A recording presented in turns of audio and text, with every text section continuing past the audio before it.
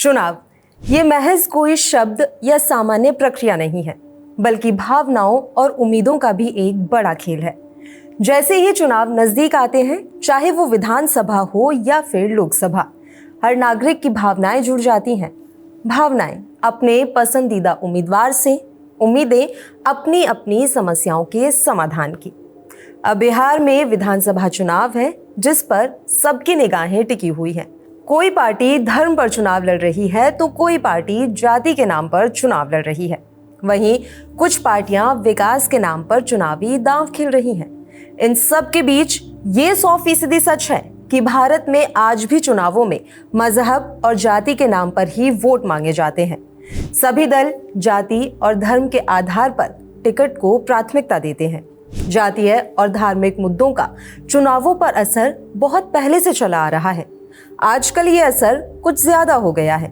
एक बड़ा तबका अपनी जाति के उम्मीदवार और अपने धर्म से जुड़े लोगों को ही वोट देता है। उसे इस बात से कोई फर्क ही नहीं पड़ता कि उम्मीदवार उनकी समस्याओं का समाधान करेगा भी या फिर नहीं। बस जाति और धर्म देखकर वोट दे देना मानो एक चलन सा हो गया हो।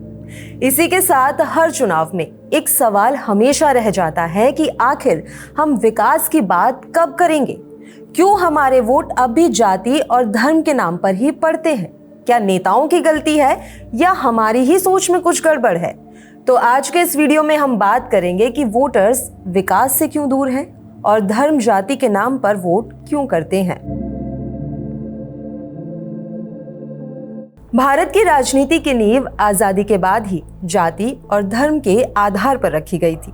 अंग्रेजों ने डिवाइड एंड रूल अपनाया। ब्रिटिश शासकों ने जाति व्यवस्था का इस्तेमाल अपने शासन को बनाए रखने के लिए किया, जिससे जातियों के बीच विभाजन और तनाव बढ़ गया। आजादी के बाद जातिगत राजनीति एक अहम फैक्टर बन गई, खासकर चुनावी राजनीति में। राजनीतिक दल अक्सर मतदाताओं को आकर्षित करने के लिए जातिगत पहचान का उपयोग करते हैं। मंडल आयोग की सिफारिशों और आरक्षण नीतियों ने भी जातिगत राजनीति को काफी प्रभावित किया है, जिससे विभिन्न जातियों के बीच तनाव और संघर्ष पैदा हुए हैं। आज भी जातिगत राजनीति भारत में एक महत्वपूर्ण मुद्दा है। हालांकि इसका प्रभाव कम हो रहा है, लेकिन फिर भी आज के नेता डिवाइड एंड रूल को आगे बढ़ा रहे हैं। हर राज्य में जातीय गणित अलग है और नेता ये जानते हैं कि वोट बिखरने ना दें तो जीत पक्की है। इसके लिए नेता क्या क्या करते हैं वो भी समझते हैं। नेता जब विकास की बात नहीं कर सकते तो वो आपकी पहचान पर खेलते हैं। आप हमारे धर्म के हैं, हमारी जाति के हैं, इसलिए हमें वोट दीजिए। ये बातें अक्सर सुनने में आ जाती हैं।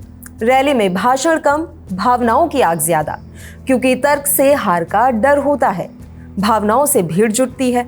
ऐसे तो पूरे भारत में कई राज्य हैं जहां की राजनीति पर जातिगत समीकरण पूरी तरह से हावी हैं, और इस बात को समझने के लिए बिहार से बेहतर नाम कोई और हो ही नहीं सकता है।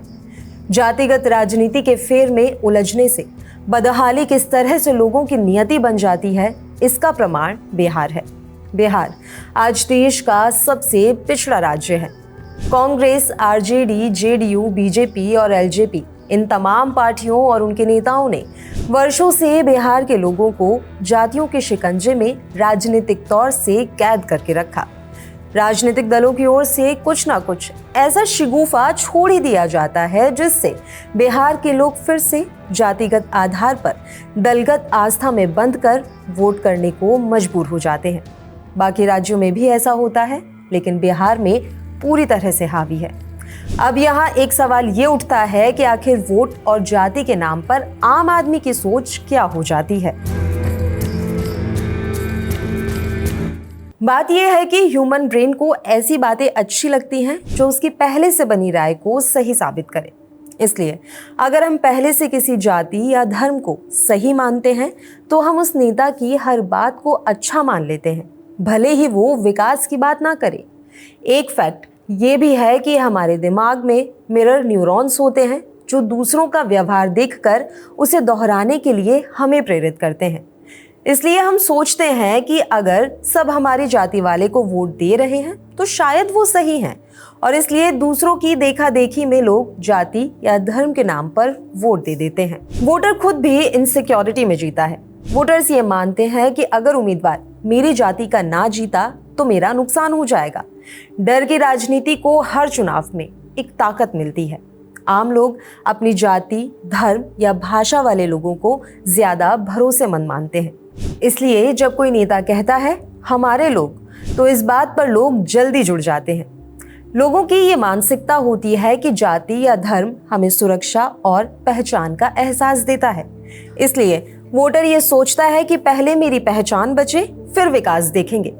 इसके अलावा डर फैलाने वाले भाषण भी एक बड़ा कारक हैं जो हमें तुरंत प्रतिक्रिया करने पर मजबूर करते हैं। इसलिए जब कोई ये कहता है कि अगर फला पार्टी आई तो आपका धर्म खतरे में है, तो हम बिना सोचे समझे वोट डालाते हैं। अब यहाँ समझने वाली बात यह है कि क्या जातिगत आंकड़े और धर्म की बातें जो नेताओं की तरफ से कही जाती हैं, वो सही हैं या सिर्फ बहाना है। वर्षों से जाति और धर्म के राजनीतिक जाल में लोगों को भावनात्मक तौर से उलझा कर रखा गया है।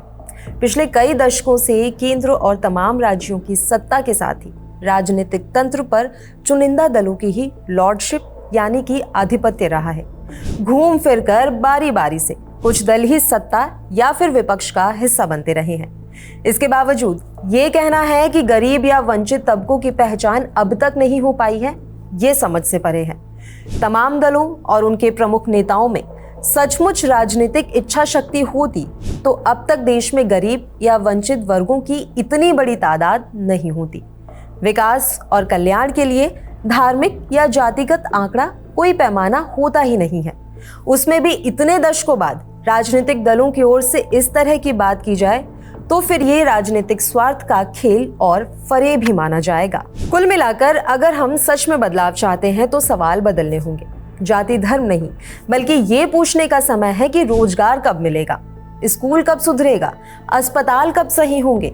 जब तक हम जाति धर्म पर वोट देते रहेंगे तब तक नेता भी वही मुद्दे दोहराते रहेंगे।